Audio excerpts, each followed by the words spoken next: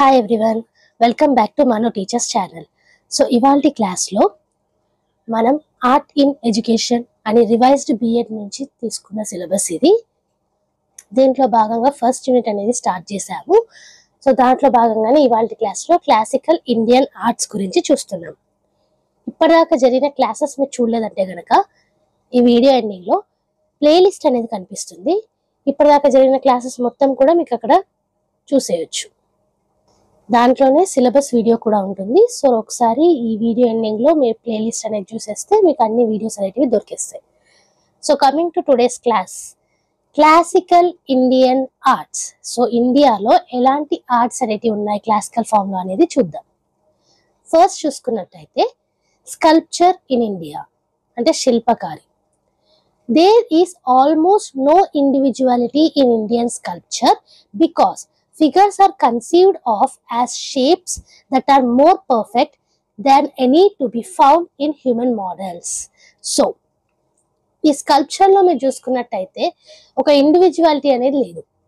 So ఎక్కడైతే perfect models ఉంటాయో, human models కంటే పర్ఫెక్ట్ మోడల్స్ ఉంటాయో వాటిని స్కల్ప్చర్ అంటారు అనమాట. Okay, sculpting in India dates from the Indus Valley civilization of 2,50,01,800 BCE when small items of bronze sculpture and terracotta sculpture were produced. So మనకి sculpture యొక్క history చూసుకున్నట్టయితే ఇండియాలో Indus valley civilisation నుంచి నడుస్తుంది. ఓకే, అప్పట్లో చిన్న చిన్న ఐటమ్స్ బ్రాంజ్ స్కల్ప్చర్ కానివ్వండి, టెరకోటా స్కల్ప్చర్ కానివ్వండి చేసేవాళ్ళు. And early masterpiece in the dancing girl of Mohenjodaro, arguably the finest surviving స్టాచ్యూటేప్ of the Indus valley culture. So అప్పట్లోనే స్కల్ప్చర్ ఉండేదని ఎలా తెలిసింది అంటే మోహన్జదారోలో డాన్సింగ్ గర్ల్ స్కల్ప్చర్ బట్టి. Okay, this was followed by the great circular stone pillars and carved lions of the Maurya period and the mature Indian figurative sculpture of the 2nd and 1st centuries BCE, in which Hindu and Buddhist themes were already well established. So Mohenjodaro time దగ్గర నుంచి ఇంకా చూసుకున్నట్టయితే Maurya period లో కూడా చాలా వరకు sculptures అనేటివి కనిపించేవి. స్టోన్ పిల్లర్స్ కానివ్వండి, లయన్స్ ని కార్వ్ చేయడం స్టోన్స్ లలో, అండ్ అలాగే 1st and 2nd century BCE చూసుకున్నట్టయితే హిందూ మరియు బుద్ధిస్ట్ థీమ్స్ కూడా కనిపించేటివి. A wide range of sculptural styles subsequently emerged in different parts of India over succeeding centuries, but by 900 CE, Indian plastic art had reached a form that has lasted with little change up to modern times. So sculpture లోనే చాలా wide range of styles అనేటివి ఉన్నాయి. So different parts of ఇండియాలో different cultures అనేటివి మనం చూడొచ్చు, styles అనేటివి చూడొచ్చు. సో మోడర్న్ టైమ్స్ కి వచ్చేసరికి ప్లాస్టిక్ ఆర్ట్ కూడా వచ్చేసింది అనమాట. Okay, the sculpture is distinguished not by a sense of plastic fullness but rather by its linear character.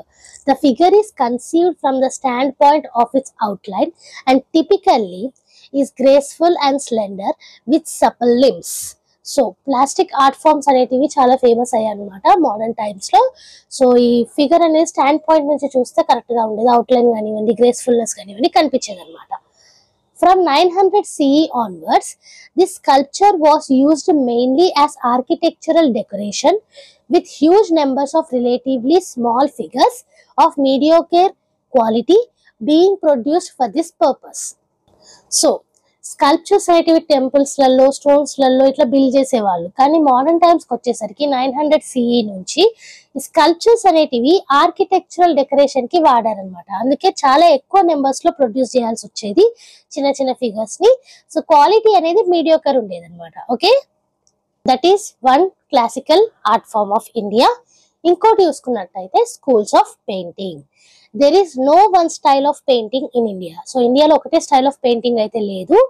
Geography, climate, local cultural traditions, demographs all help to shape art along regional lines. So different places లో different art forms ఉండేటివి. Climate వల్ల, geography వల్ల, demographs వల్ల, local cultural traditions వల్ల Also, outside artistic influences are more strongly felt in border regions. So, India borders ekkadaithe unnayo, ఆ border regions లో India బయట ఉన్న కంట్రీస్ యొక్క ఇన్ఫ్లుయెన్స్ కూడా ఉండేదన్నమాట. Not surprisingly, therefore, Indian painting is a complex patchwork of different styles with different approaches to both figure drawing and figure painting. So, ఇక్కడ మనం ఈజీగా చెప్పొచ్చు డిఫరెంట్ స్టైల్స్ ఉండేటివి పెయింటింగ్ లో, డిఫరెంట్ ఫిగర్స్ డ్రాయింగ్ ఉండేది, ఫిగర్ పెయింటింగ్ ఉండేది అనేసి. ఎందుకు అని అంటే చాలా వరకు ఇన్ఫ్లుయెన్సెస్ ఉండేటివి, geography, climate, local cultural traditions, demography అన్ని కండిషన్స్ ఉండేటివి. హియర్ ఆర్ డిఫరెంట్ టైప్స్, కొన్ని డిఫరెంట్ టైప్స్ ఆఫ్ పెయింటింగ్స్ అనేటివి ఇచ్చారు. అందులో ఫస్ట్ వన్ చూసుకున్నట్టయితే Madhubani. Practised in Mithila region of Bihar state, India. The origins of Madhubani painting traditionally derive from the time of the Ramayana, when King Janak commissioned artists to portray the marriage of his daughter Sita, the Sri Rama who has regarded as the incarnation of Hindu god Vishnu. So Madhubani paintings అనేటివి Mithila region లో చాలా famous అన్నమాట. Bihar state లో ఉంటుంది ఇండియాలో. So Mithila region అంటే ఏంటి? రామాయణం కంపల్సరీగా గుర్తొస్తుంది. సో రామాయణలో జనక మహారాజు, సీత యొక్క తండ్రి, సీతారాముల కళ్యాణాన్ని పెయింటింగ్స్ రూపంలో పోర్ట్రే చేయమని అడిగారనమాట. దానివల్ల ఈ మధుబని పెయింటింగ్స్ అనేటివి వచ్చాయి. సో రాముని మనం ఎలా కొలుస్తాము? గాడ్ విష్ణు. హిందూ ధర్మం ప్రకారం విష్ణు యొక్క 10 దశావతారాలలో శ్రీరాముడి ఒకటి. ఓకే, నెక్స్ట్ చూసుకున్నట్టయితే Mughal. Mughal painting is a miniaturist style of Indian painting typically executed to illustrate texts and manuscripts. So, text మరియు manuscripts ని illustrate చేయడానికి పెయింటింగ్ వాడేవాళ్ళు. Okay, miniaturist style of Indian painting అన్నమాట ముఘల్ పెయింటింగ్ అనేది. It emerged and flourished during the Mughal Empire in the 16th centuries, coinciding with the upsurge in the art of illumination in Persia, which reached its heyday during the Safavid dynasty. So మనకి ఈ Mughal paintings అనేటివి obvious గా Mughal umpire ఇండియాలో ఉన్నప్పుడే నడిచేదన్నమాట. So 16th centuries లో ఆ టైంలో Persia యొక్క ఇన్ఫ్లుయెన్స్ అనేది ఎక్కువగా ఉండేది. సో అది ఎక్కువగా హై పీక్ లో ఎప్పుడైంది అంటే సఫావిడ్ డైనస్టీ టైంలో. In fact Mughal pictures were a blend of Indian and Islamic art. So Mughal pictures లో చూసుకున్నట్టయితే ఇండియన్ ఆర్ట్ మరియు ఇస్లామిక్ ఆర్ట్ ని బ్లెండ్ చేసి ఉంటుంది అనమాట, కలిసి ఉంటాయి. One of the key patrons of Mughal painting was Akbar. So Akbar గారు చాలా వాటిలో కాంట్రిబ్యూషన్ అయితే చేశారు. దాంట్లో భాగంగానే పెయింటింగ్స్ లో కూడా చేశారనమాట. At Fatehpur Sikri he employed 2 Persian master painters, Abdul Samad and Mir Said Ali, and attracted artists from throughout India and Persia. So Fatehpur సిక్రీలో అక్బర్ గారు ఏం చేశారంటే 2 Persian మాస్టర్స్ ని అపాయింట్ చేశారు, పెయింటర్స్ అన్నమాట వీళ్ళు, అబ్దుల్ సమద్ గారు మరియు మీర్ సైద్ అలీ గారు. సో వీళ్ళ ద్వారా ఇండియాను పర్షియాలో డిఫరెంట్ ఆర్టిస్ట్లని అట్రాక్ట్ చేశారనమాట. They painted on cloth using vivid reds, blues and greens, as well more muted Persian colours of pink and peach.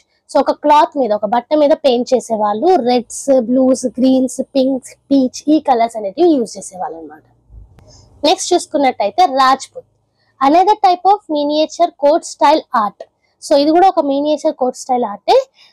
Rajput painting flourished in particular during the 18th century in the royal courts of Rajputana. So royal courts అయితే ఉంటాయి కదా రాజ్పుత్లకి, అక్కడ ఈ paintings అనేటివి ఎక్కువగా flourish అయ్యాయి అనమాట 18th centuryలో. Typically it depicts a variety of themes including Krishna's life, epics like the Ramayana and the Mahabharata, as well as landscapes and people. So ఈ పెయింటింగ్స్ లో ఎక్కువగా ఏం వేసేవాళ్ళు అని అంటే వెరైటీ టైప్స్ ఆఫ్ థీమ్స్ అనేటివి ఉండేటివి. కృష్ణుని యొక్క జీవితం కానివ్వండి, రామాయణం గురించి, మహాభారతం గురించి, ల్యాండ్స్కేప్స్ గురించి, జనాల గురించి పెయింట్ చేసేవాళ్ళు. Colours used were usually extracted from minerals, plants, even conch shells. So colours అనేటివి న్యాచురల్ గా తీసుకొచ్చేవాళ్ళు మినరల్స్ నుంచి, ప్లాంట్స్ నుంచి, కాన్స్ సెల్స్ నుంచి. Brushes used by Rajput artist were typically very fine and tapered. మంచి బ్రషెస్ అనేటివి యూజ్ చేసేవాళ్ళు అనమాట పెయింటింగ్ కి. So this is about Rajput paintings. Next చూసుకున్నట్టయితే Mysore, noted for their elegance, subtle colours and intricate detail, Mysore painting is an important form of classical art from southern India. So south లో చూసుకున్నట్టయితే మైసూర్ నుంచి మంచి paintings అయితే వచ్చేటివి, subtle colours ఉండేటివి, elegance ఉండేది, detail ఉండేది అనమాట. Okay, Mysore paintings portray Hindu gods and goddesses and scenes from Hindu mythology. So Mysore లో ఈ పెయింటింగ్స్ అన్ని కూడా హిందూ గాడ్స్, దేవుళ్ళు, దేవతలు అండ్ మైథాలజీ సీన్స్ అనేటివి ఉండేటివి అనమాట. The process of making a Mysore painting involves a preliminary sketch of the image, which is then covered by a gesso paste made of zinc oxide and Arabic gum to give a slightly raised effect. So, Mysore paintings అనేటివి first ఒక sketch అయితే తీసేవాళ్ళు. ఆ sketch ని గెసో paste తోటి cover చేసేవాళ్ళు. గెసో paste అంటే zinc oxide మరియు అరేబిక్ గమ్ తోటి తయారు చేయబడుతుంది. ఎందుకంటే ఒక స్లైట్ రేజ్ ఎఫెక్ట్ ఇవ్వడానికి అనమాట. Okay, afterwards a thin gold foil is pasted. తర్వాత ఒక సన్నపు గోల్డ్ ఫాయిల్ అనేది పేస్ట్ చేసేవాళ్ళు. The rest of the drawing is pasted using water colours. So మిగతా డ్రాయింగ్ మొత్తం కూడా వాటర్ కలర్స్ యూజ్ చేసి పెయింట్ చేసేవాళ్ళు అనమాట. ఓకే, సో ఫస్ట్ స్కెచ్ చేసి గెసో పేస్ట్ అప్లై చేసి గోల్డ్ ఫాయిల్ అప్లై చేసి దెన్ కలర్స్ అనేవి వేసేవాళ్ళు. This is about Mysore painting. Next చూసుకున్నట్టయితే ఆర్కిటెక్చర్.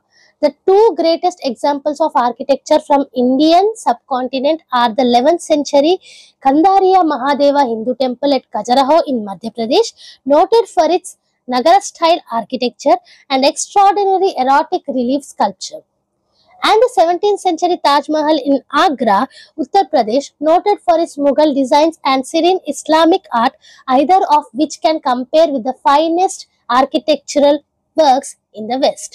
సో ఆర్కిటెక్చర్ అనగానే ఇండియా సబ్ కాంటినెంట్ లో రెండు బాగా గ్రేట్ ఎగ్జాంపుల్స్ లాగా నిలిచాయన్నమాట. ఒకటి ఏంటి అని అంటే కందారియా మహాదేవ హిందూ టెంపుల్. ఇది మనకి ఖజురహోలో ఉంది, మధ్యప్రదేశ్ లో. దీన్ని ఎందుకు గుర్తించారు అని అంటే నగర స్టైల్ ఆర్కిటెక్చర్ ఉండేది అండ్ అలాగే ఎరాటిక్ రిలీఫ్ స్కల్ప్చర్స్ అనేటివి ఉండేటివి అనమాట. ఇది 11th సెంచరీలో. 17th సెంచరీలో చూసుకున్నట్టయితే తాజ్ మహల్, ఆగ్రాలో తాజ్ మహల్ ఉంది కదా, సో దాన్ని కూడా గుర్తించారు as an architecture. So Uttar Pradesh లో ఉంటుంది ఇది మనకి. అండ్ ముఘల్ డిజైన్స్ కి మరియు ఇస్లామిక్ ఆర్ట్ కి ఫేమస్. సో ఈ రెండు ఆర్కిటెక్చరల్ వర్క్స్ ఏవైతే ఉన్నాయో వెస్టర్న్ వర్క్స్ తోటి వీటిని కంపేర్ చేయొచ్చు అనమాట, for comparison with south east Asian architecture. Last లో చూసుకున్నట్టయితే arts and crafts. As well as painting, sculpture and architecture, India has a rich tradition of crafts including gold work, silver and other precious metal work, paper art, weaving and designing of artifacts such as jewelry and toys. So art and crafts kuda famous India lo sculpture and architecture తో పాటుగా. So దీంట్లో gold work తీసుకోవచ్చు, silver work తీసుకోవచ్చు, metal work, paper art, weaving తీసుకోవచ్చు, jewellery, toys ఇవన్నీ కూడా వస్తాయి అన్నమాట. ఓకే, సో ఇది ఇవాల్టి క్లాస్ లో క్లాసికల్ ఇండియన్ ఆర్ట్స్ గురించి చూసాము. దాంట్లో భాగంగానే స్కల్ప్చర్ ఇన్ ఇండియా ఎలా ఉంది అండ్ అలాగే స్కూల్ ఆఫ్ పెయింటింగ్స్ లో ఏమేం పెయింటింగ్స్ ఉన్నాయి, మధుబని పెయింటింగ్ అంటే ఏంటి అండ్ అలాగే Mughal paintings, Rajput paintings, Mysore paintings, architecture, arts and crafts గురించి చూసాము. అండ్ యాజ్ యూ నో ఈ మొత్తం నోట్స్ కూడా మీకు కింద డిస్క్రిప్షన్ బాక్స్ లో PDF లింక్ అనేది ప్రొవైడ్ చేస్తాము, ఫ్రీగా అక్కడ నుంచి డౌన్లోడ్ చేసుకోవచ్చు. ఈ ఫ్రీ నోట్స్ మీకు హెల్ప్ఫుల్ అనిపించిన, వీడియో అర్థమైనట్టు అనిపించిన లైక్ చేయకుండా మాత్రం వెళ్ళకండి. సో చాలా మంది వస్తున్నారు, సబ్స్క్రైబ్ చేస్తున్నారు, చాలా చాలా థ్యాంక్స్ అండి. అలాగే మీ అమూల్యమైన లైక్ అనేది ఇవ్వండి మాకు. సో లైక్ చేయండి, షేర్ చేయండి, వీటి వల్ల మాకు ఇంకా ఎంకరేజింగ్ గా ఉంటుంది. యాజ్ యూ నో మన ఛానల్లో every Tuesday and Friday regular videos అనేవి అప్లోడ్ అవుతూ ఉంటాయి. సో ఏ వీడియో కూడా మిస్ కాకుండా చూడాలంటే కనుక మీరు చేయాల్సిందల్లా సబ్స్క్రైబ్ చేసేసుకున్న తర్వాత పక్కనే ఉన్న బెల్ ఐకాన్ ని ప్రెస్ చేయడం. మంచి మంచి వీడియోస్ అనేవి వస్తూనే ఉంటాయి కాబట్టి like, share and subscribe. And next video తోటి మళ్ళీ కలుద్దాం. అంతవరకు eat, sleep, learn and repeat. And thank you for watching. Bye bye.